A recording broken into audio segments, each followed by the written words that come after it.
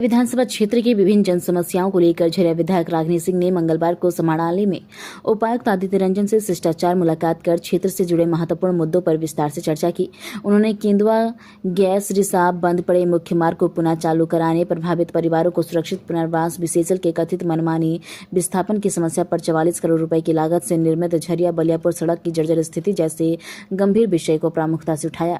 विधायक रागिनी सिंह ने कहा कि केंदुआ क्षेत्र में गैस रिसाव की घटना के कारण स्थानीय लोगों के जीवन पर गंभीर संकट उत्पन्न हो गई है। उन्होंने उपायुक्त से आग्रह किया है कि गैस रिसाव से प्रभावित परिवारों को तत्काल सुरक्षित स्थानों पर पहुंचाया जाए तथा उनके लिए रहने, भोजन, पेयजल, स्वास्थ्य सुविधा और अन्य आवश्यक व्यवस्थाएं सुनिश्चित की जाए। साथ ही लंबे समय से बंद पड़े केंदुआ मुख्य मार्ग को अभिलंब चालू कराने के लिए आवश्यक कदम उठाए गए। बैठक के दौरान विधायक ने भोरा, लोधना, जयरामपुर सहित झरिया विधानसभा क्षेत्र के अन्य कोयला खनन क्षेत्रों में विशेषज्ञ की कार्यप्रणाली पर भी गंभीर सवाल उठाए। रागिनी सिंह ने कहा कि विस्थापन के मुद्दे पर भी विशेष रूप से चर्चा करते हुए कहा कि प्रभावित परिवारों को सम्मानजनक पुनर्वास, उचित मुआवजा तथा सभी मूलभूत सुविधाओं की व्यवस्था सुनिश्चित की जानी चाहिए। विधायक ने 44 करोड़ रुपए की लागत से निर्मित झरिया बलियापुर सड़क की बदहाल स्थिति का मुद्दा भी प्रमुखता से उठाया।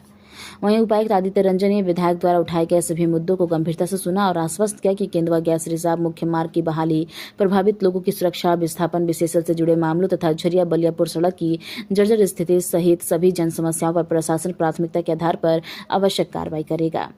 मुलाकात के बाद विधायक रागिनी सिंह ने कहा कि झरिया विधानसभा क्षेत्र की जनता की सुरक्षा बेहद आधारभूत सुविधाएं और सम्मानजनक जीवन उनकी सर्वोच्च प्राथमिकता है। जनहित से जुड़े प्रत्येक मुद्दे के समाधान के लिए उनका प्रयास लगातार जारी रहेगा।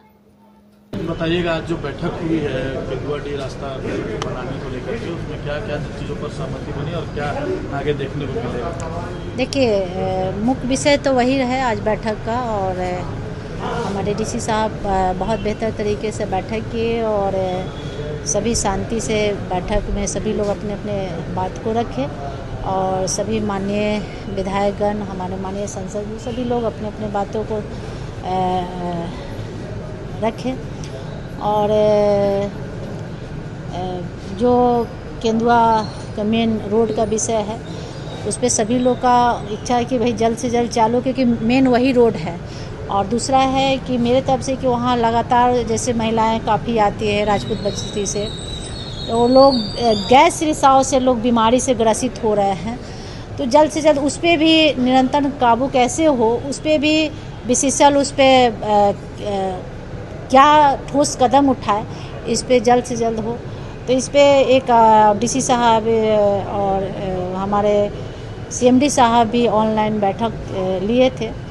बस निर्णय यही हो कि 12 तारीख से काम होगा और उस पे पहले जांच एजेंसी आएगा, उस पे देखा जाएगा कि रोड की क्या स्थिति है, कहाँ तक हद तक गैस रिसाव कंट्रोल हो सकता है और नीचे की क्या स्थिति है।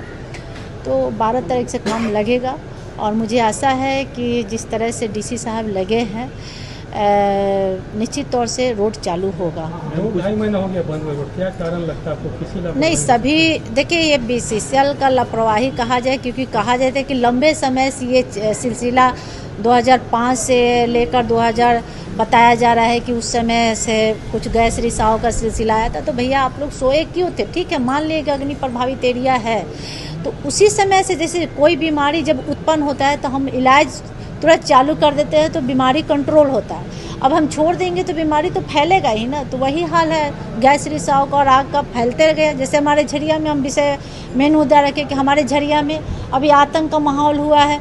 ठेकेदार और कॉन्ट्रैक्टर के द्वारा, बीसीसीएल के द्वारा रातों रात लाइट काट दिया जाता है। अरे भैया, अभी हमारे लोग हैं, अभी वहाँ रहते हैं, उसके बाद भी रात में वो भी गिरा दिया जाता है उसे भगाने के लिए। अभी 8 दिन पहले लाइट काट दिया गया था बिना बताए, बिना तार जोड़े हुए। उस पर जब हम रोके और बंदी किए तब जाके लाइट का कनेक्शन गया, उसको भी हम अवगत कराए डीसी साहब को। दूसरी बात है कि आज देखिए सिंदरी मुख्य मार्ग जैसे केंदुआ टूटा हुआ है, गैस रिसाव से ये हुआ है, तो ये तो गैस रिसाव से हुआ, लेकिन वहाँ घोर विभाग की लापरवाही है। जो 44 करोड़ का रोड, हाँ, 44 दिन नहीं चला, तो उस पर भी हम विभाग में कई बार लिखी दिए कि भाई आए दिन कोई बड़ा घटना हो जाएगा तब लोग इसको मतलब संज्ञान लेंगे। आज 2 साल होने जा रहा है, रोड उसी तरह टूटा हुआ है, कोई उसका माई बाप नहीं है।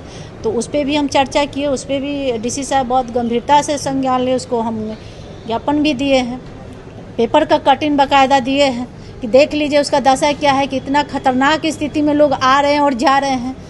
तो झरिया में इस तरह से 5 साल जो काम हुआ है एकदम झर, चाहे नूनूडी का दशा देख लीजिए, आज पाइपलाइन बिछाने के नाम पर कॉन्ट्रैक्टर गायब है, उसको हम कितना बोले धमकाए तो आधा काम किया और आधा पे अधूरा है, उसको भी डीसी साहब को संज्ञान में दिए हैं। तो हर तरह से लापरवाही विभाग का है और बीसीसीएल में तो जो मनमानी चल रहा है, सिर्फ एक ही कारण है कि कैसे लोगों को यहाँ से जल्द भगा दें और हम अपना राम राज करें, जो अभी हम लोग होने नहीं देंगे।